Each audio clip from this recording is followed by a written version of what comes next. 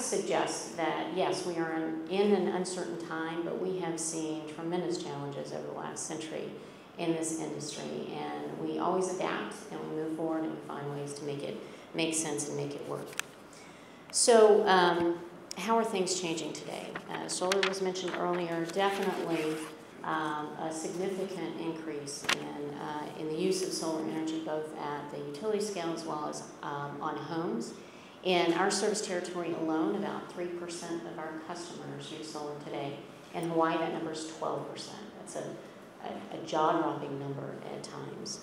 We've seen electric vehicles come into reality, and I don't know about you, but I don't go anywhere where I don't see a number of electric vehicles. They seem to be just multiplying, and every car manufacturer that has one on the road today are developing one or more models that they'll be introducing in the future.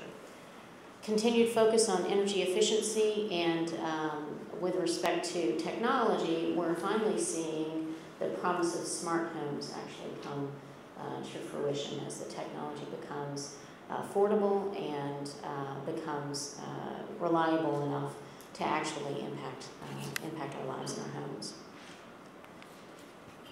So we are modernizing our system as well.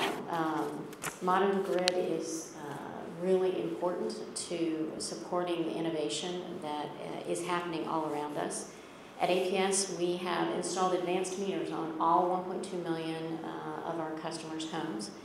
And we're starting to see great benefits from that technology, but we are really just beginning to scratch the surface of the benefits that that technology is going to bring, both for utility operations as well as for customer benefit.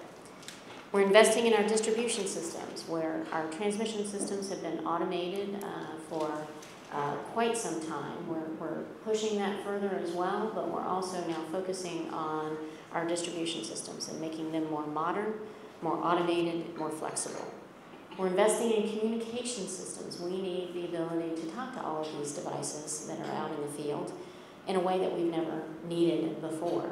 We're focused on increasing physical security as we are concerned with threats from both domestic and international terrorists, as well as cybersecurity, growing in complexity and focus also.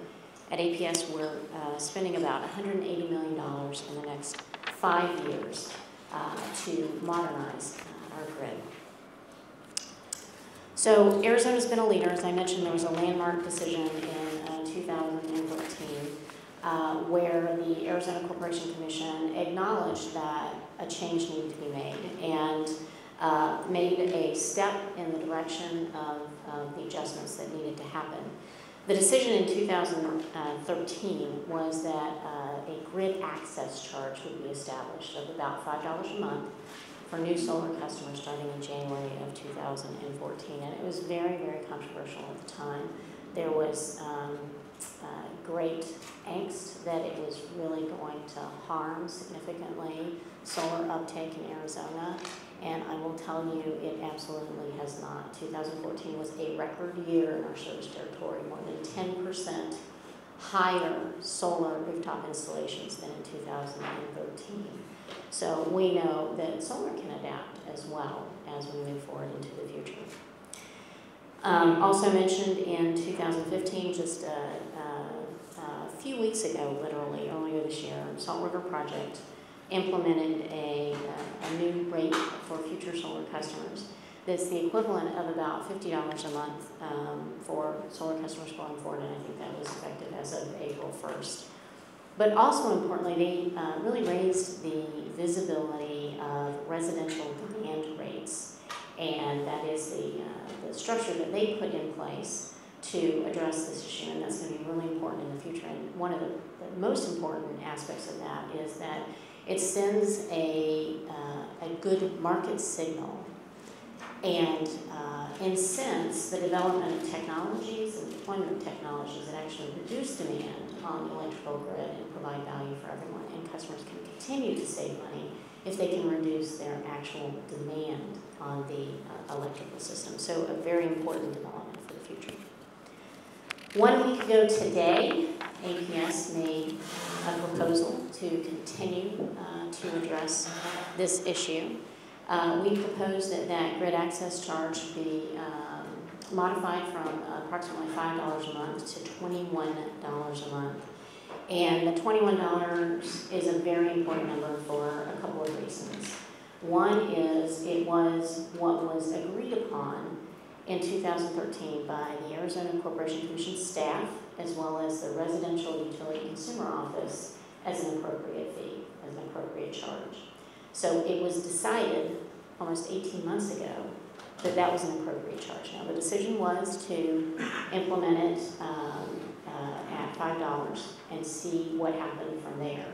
But that's one of the reasons that $21 is important, because it was discussed and decided almost 18 months ago. The other reason it's important is that it is not a full fix. It is only an interim solution.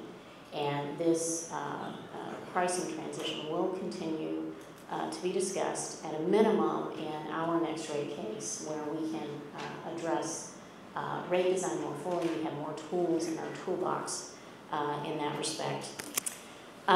We've asked for it to go into effect August 1st.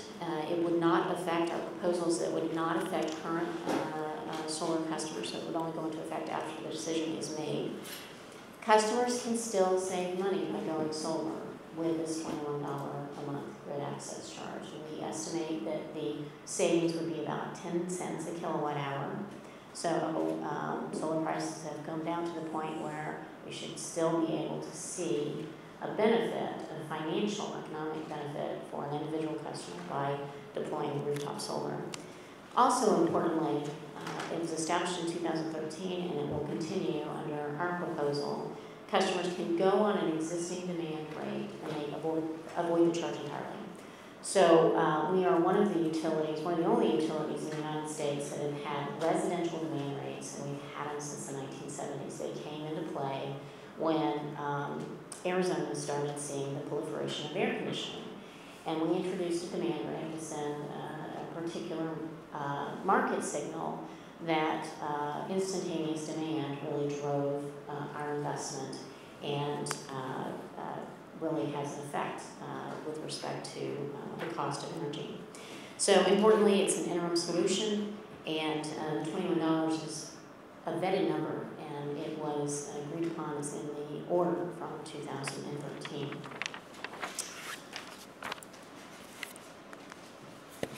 So we see our job as looking at the big picture, looking at long term, making solar sustainable for the future, because we know that the current structure just can't last forever.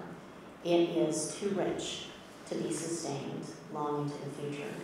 So it's important that we make progress, and it's important that we adapt as we go so that we have a long-term sustainable future. And to that extent, we are very proud to be working with local solar installers in Arizona. Our local solar installers we have worked with for a very long time, have an excellent relationship with them, and they see what's happening in the world. They know that things are changing and that they need to adapt as well as we need to adapt. So we are working with them, we're collaborating with them on a new technology pilot that we're very excited about. 175 homes, and this pilot will include solar. It will include some element of energy storage, and it will include other technologies like load controllers or home energy management systems. And what we're planning to demonstrate is that this combination of technologies can actually reduce demand on a system and create a winning value proposition for everyone. It creates value for the customer, if they can manage demand and save money. It creates a win for the solar companies if they can have a new suite of products that they can offer for customers. It makes them more robust, more resilient, more sustainable in the future. And it creates a win for all customers because it reduces the demand on the system, lowers overall cost. And that's what we're looking to achieve in this new technology pilot.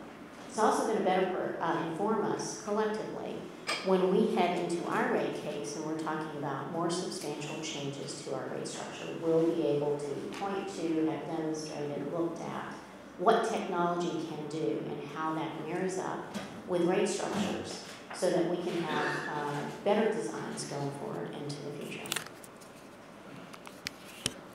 So, concluding my remarks here before we get into the interview Q&A session, I'll just say that certainly the future is bright in Arizona.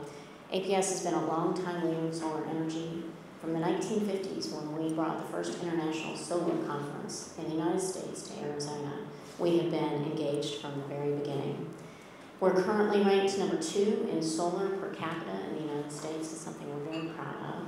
And I see Julia Ham just walked in. We are consistently ranked in the top utilities in the United States and the Solar Electric Power Association's annual rankings of utilities, and that's something we're also very proud of.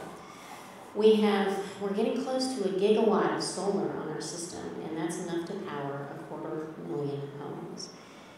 And in many ways, the future's not uncertain at all. We know there's going to be more solar.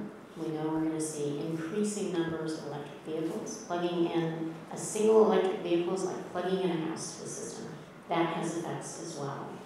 We know we're going to see energy storage come into the mix. And